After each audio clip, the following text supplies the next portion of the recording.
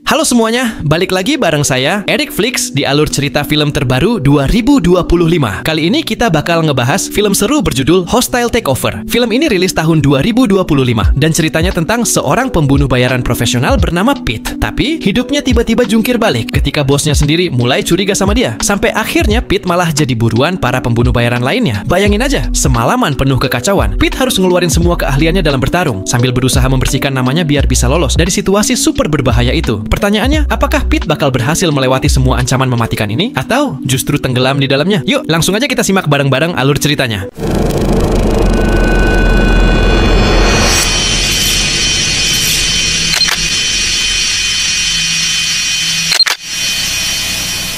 Cerita dimulai di sebuah kota modern bernama New York. Di dalam sebuah gedung, kita melihat seorang pria bernama Pete. Tipe orang gila kerja, workaholic banget lah pokoknya. Di sana, Pete lagi curhat soal kehidupannya ke sebuah komunitas kecil yang ia ikuti. I'm still struggling with this.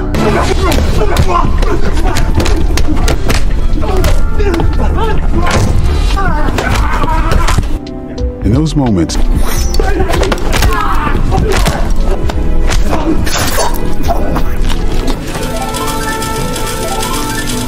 back. Sementara itu, di tempat lain, ada seorang pria bernama Accardo yang lagi duduk di dalam mobilnya. Tiba-tiba, ia menerima telepon dari anak buahnya yang bilang kalau ada masalah. Mereka melaporkan kalau Pete terakhir kali terlihat di kantornya. My office. Pete, no way. Mendengar kabar itu, sang bos langsung memerintahkan bawahannya untuk segera mencari Pete dan membawanya langsung ke hadapannya. I want you to bring him to me. Striker. Boss, just to be clear, do you mean... Find Pete. Cerita lalu berpindah ke sebuah jalanan kota yang super ramai, penuh dengan orang-orang yang lagi jajan, ngobrol, sampai pedagang kaki lima yang sibuk menawarkan dagangannya.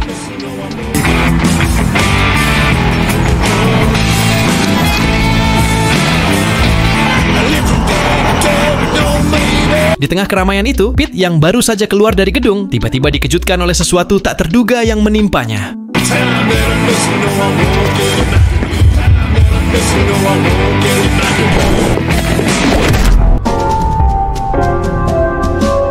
Cerita kemudian berpindah ke dalam sebuah gudang. Di sana, Pete yang baru sadar mendapati dirinya sudah dikerumuni para pembunuh bayaran. Mereka dipimpin oleh Reaper, yang ternyata dulu adalah teman senasibnya. Reaper menatap Pete dengan penuh kekecewaan. Dia bilang kecewa karena Pete tidak pernah membantunya dalam kejuaraan Liga Dodgeball. You know fucking forget, you fucking lie. The real sport, professional, doc. Pete mencoba menjelaskan. Dia kira Reaper nggak seserius itu dalam main To dodgeball. one of your games and take part, okay? Dia pun minta maaf, bahkan janji akan datang membantunya lain kali. Oh shit, man. Look, hey, look. I'm just not gonna join an adult. Tapi sayangnya, Reaper nggak termakan omongan itu. Dengan nada marah, dia langsung menuduh Pete sebagai tikus yang mengkhianati keluarganya. No.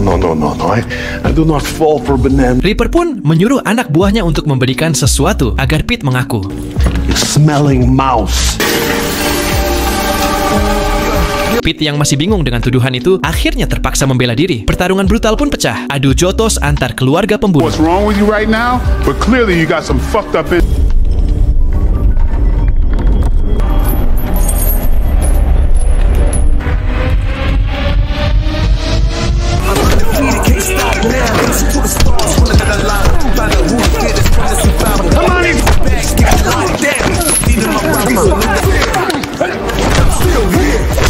Meski akhirnya Pete berhasil mengalahkan mereka semua, dalam hatinya dia merasa bersalah karena di tengah pertarungan, Reaper terkena hantaman stick baseball di kepalanya sampai kulitnya terkelupas.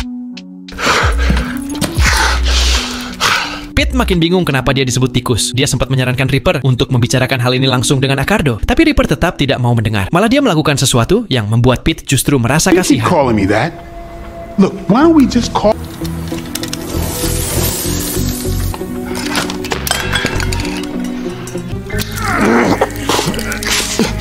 Di sela-sela obrolan, Reaper kembali menegaskan rasa kecewanya dan memaksa Pete untuk mengaku.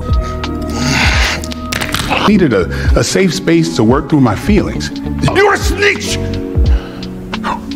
Namun Pete tetap bersikeras tidak mengakuinya. Akhirnya adu jotos pun kembali terjadi. Feeling unsafe to share.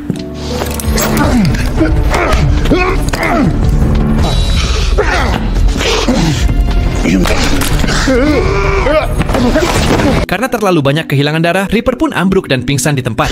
You know how they get. No. The money. Meski begitu, Pete yang masih punya rasa bersalah langsung memanggil ambulans sambil berkata dengan suara berat, Help. Big head guy. I pass out. God. Cerita lalu berpindah ke sebuah bar mewah. Di sana terlihat seorang wanita cantik bernama Mora. Sang pemilik bar lagi asik ngobrol dengan para pelanggannya. Tiba-tiba, Pete masuk ke tempat itu, dan seketika semua mata langsung tertuju padanya.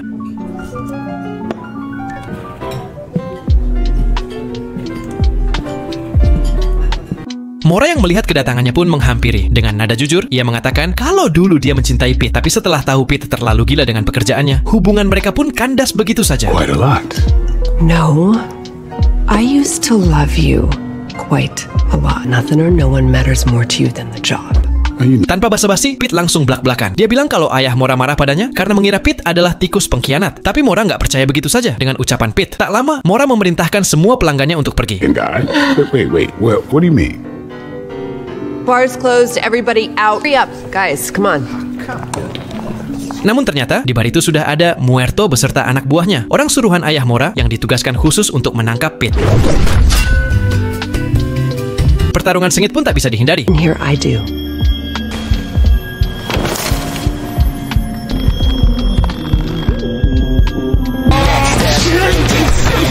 Surprise, motherfucker.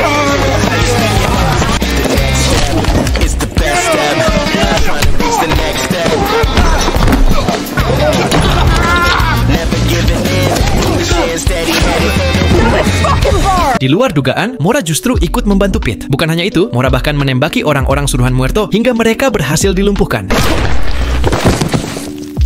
Babe.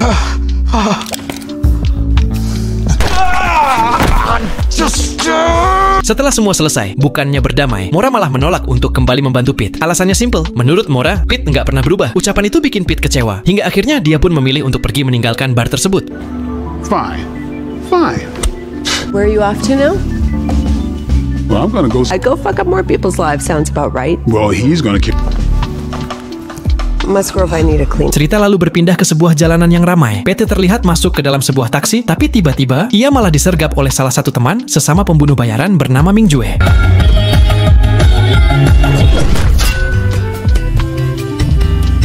Dengan nada sinis, Ming Jue menuduh Pete tega banget karena melewatkan peragaan busana pertamanya yang katanya bikin dia rugi ribuan dolar. Is it as rude as missing my finale?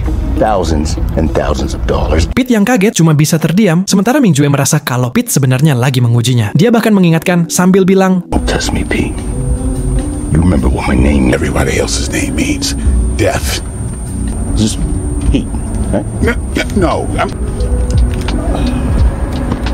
suasana dalam taksi itu jadi makin panas. Nggak lama, percakapan aneh itu pun berakhir ketika bawahan Ming Jue bersiap melakukan sesuatu pada Pete. Tapi Pete yang memang selalu sigap langsung bergerak lebih dulu. Pertarungan brutal pun pecah di dalam mobil.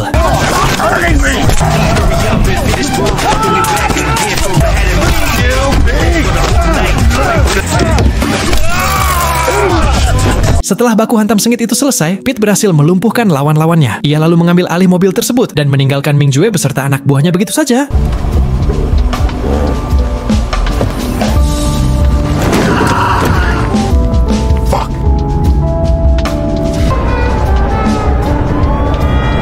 Cerita lalu berpindah ke kediaman Thanatos, salah satu rekan Pete yang lain. Begitu baru saja tiba, Pete langsung ditodong senjata oleh Thanatos. Dengan nada penuh emosi, Thanatos menuduh apa yang Pete lakukan sudah menodai keluarga dan kepercayaannya.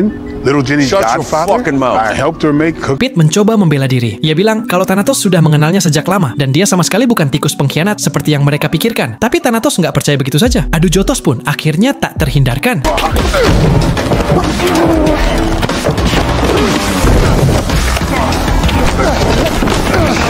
How you like it?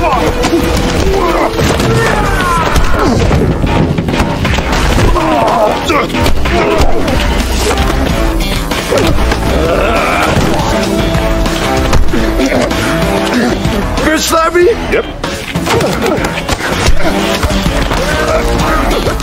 Namun di tengah pertarungan sengit itu, tiba-tiba ponsel Thanatos berdering. Ternyata itu telepon dari pacarnya Janice. Sayangnya, malah terjadi salah paham gara-gara momen itu. Bukannya mereda, Thanatos justru makin kesal dengan tingkah PT dan kembali menyerangnya. Pertarungan babak kedua pun pecah lagi. You heard his voice. Hey, there's no women here. Would you stop?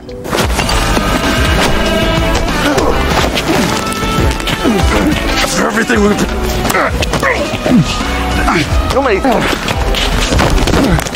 I swear. Sambil bertarung, Thanatos meluapkan rasa kecewanya. Ia marah karena Pete tidak hadir di acaranya dan bahkan absen saat Janice dirawat di rumah sakit. Pete pun menanggapi dengan tenang, seolah nggak terguncang sedikit pun. Akhirnya, karena emosi dan rasa kecewa yang menumpuk, Thanatos memutuskan melepaskan Pete. Ia menyuruh Pete untuk segera pergi dan menekankan bahwa sekarang Pete harus bisa meyakinkan Accardo, bos mereka sendiri, kalau dia memang bukan pengkhianat. Free myself. Friend or not, I'm not going down for you. I don't know anything about. Cerita lalu berpindah ke kediaman Mora. Pete mencoba menemui Mora lagi di rumahnya. Namun karena Mora belum mendapatkan jawaban yang memuaskan, tanpa ragu dia justru memanah Pete dari belakang hingga Pete pun langsung pingsan. Di alam bawah sadarnya, Pete bermimpi seolah-olah sedang berbicara dengan anggota komunitasnya. Tapi bukannya mendukung, mereka malah berniat membunuhnya. Mimpi itu membuat Pete terkejut dan langsung tersadar kembali. Feel violated. Saat bangun, Mora menuduh bahwa Pete hanya memanfaatkannya demi keluar dari masalah yang Pete buat sendiri, bahkan mengeksploitasi ketergantungan Mora padanya. Mendengar tuduhan itu, Pete mulai curiga. Jangan-jangan Mora diam-diam juga mengikuti komunitasnya. You said love. Di tengah obrolan yang makin panas, tiba-tiba muncul gerombolan suruhan ayah Mora yang dipimpin oleh seseorang bernama Gabriel. Pertarungan sengit pun kembali pecah, namun karena Pete dan Mora terlalu tangguh, mereka berhasil membereskan semua lawan dengan mudah. Look at the camera, the lights and the action. Look at the plan, look at the way that we seem to manage. Look at the way that we see me now, now look at me vanish. Look at the way that we give you the look of surprise. That's just a part of the fantasy, so stiff like a mannequin. Right? Look at the way that I'm look at the way that look at the way that we battling. Look at the way that look at the way that it's so level up.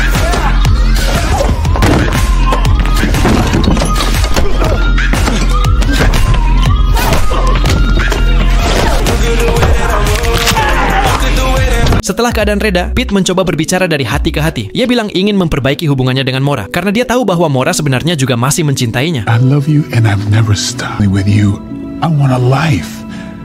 Tapi Mora tidak langsung luluh. Ia memberi syarat kalau Pete memang serius, maka dia harus menelepon ayahnya terlebih dahulu. Call my dad.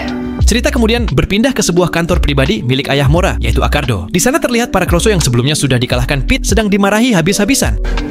What, you think that's funny? Thank you, sir. Accardo dengan nada geram berkata, seharusnya ini hanyalah masalah mudah, tapi entah kenapa mereka tetap gagal menangkap Pete. Pete is the best. Nah, go hell. He's like the Brando of bodies. That's true. Namun sebelum suasana makin panas, Accardo tiba-tiba mendapat telepon dari Mora dan juga Pete. Tell me. Oh, Daddy, it's okay. He just wants to talk to you. Awalnya tenang, tapi begitu Accardo mendengar kalau Pete ternyata bersama dengan anaknya, ekspresinya langsung berubah drastis. You.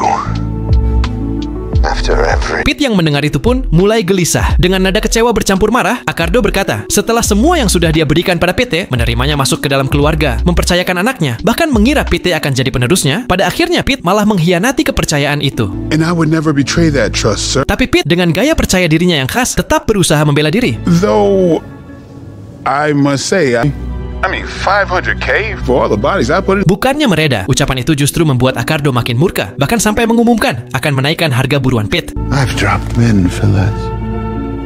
Namun di tengah amarahnya, Accardo masih memberi satu kesempatan terakhir. Dia menantang Pete untuk membuktikan dirinya sebelum matahari terbit. Telepon langsung ditutup. Mistaken. No. Pete yang kebingungan pun bertanya apa yang harus dia lakukan. Mora menjawab dengan tenang. Satu-satunya cara adalah dengan mengalahkan saingan terbesar ayahnya. Jika Pete berhasil, maka dia bisa kembali masuk ke keluarga dan mendapatkan kembali kepercayaan Accardo. You just said... Fuck. Let's do it. Cerita kemudian berpindah ke sebuah markas tempat Angel berada. Dari kejauhan, Mora sudah siaga dengan snipernya, memperhatikan setiap sudut. Sementara itu, Pete langsung memulai misinya. Go get him, killer. Satu persatu anak buah Angel yang berjaga di luar berhasil dilumpuhkan dengan cepat. PT benar-benar bergerak tanpa suara. Thanks, babe. Di tempat lain, tepatnya di sebuah gudang, anak buah Angel sedang asik nongkrong dan bermain.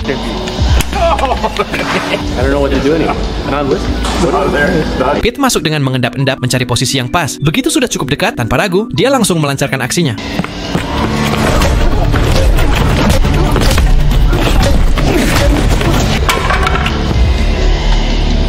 Namun nasib berbeda dialami Mora. Saat fokus mengintai lewat scope, tiba-tiba dia justru tertangkap oleh salah satu anak buah Angel yang bernama Pekino. Mora diseret pergi begitu saja. Kembali ke Pete, pertarungan semakin panas. Meski harus menghadapi anak buah Angel yang jumlahnya nggak ada habis-habisnya, Pete tetap bisa menumbangkan mereka semua dengan skillnya yang brutal sekaligus rapi.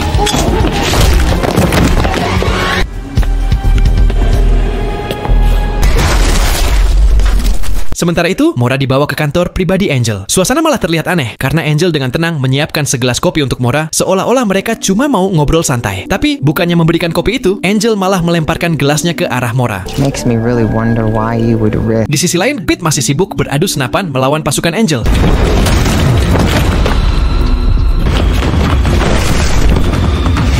Mora dan Angel pun terlibat adu argumen panas. Keduanya jelas punya tujuan yang berbeda, dan suasana makin memanas. Hingga suara tembakan mendadak terdengar, membuat Pekino buru-buru pergi mengecek. You're fucking up my house and I don't like that. Kembali lagi ke Pete, akhirnya dia berhasil melumpuhkan semua anak buah Angel.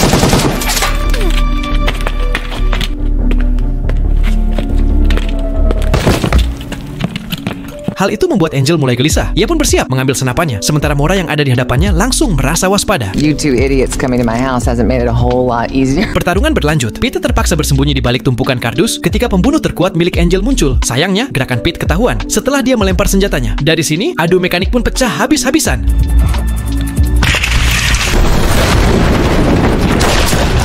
Ledakan cahaya itu membuat Mora punya celah untuk melakukan aksinya. Pertarungan tangan kosong alias adu jotos pun nggak bisa dihindari.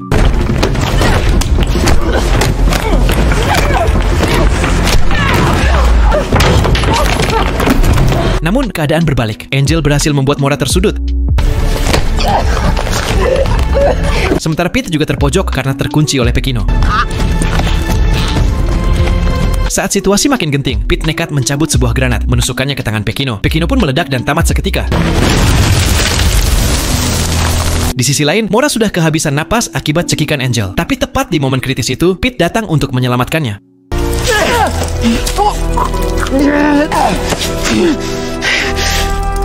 Pertarungan berakhir dramatis. Angel dan anak buahnya akhirnya berhasil ditumbangkan. What do you think?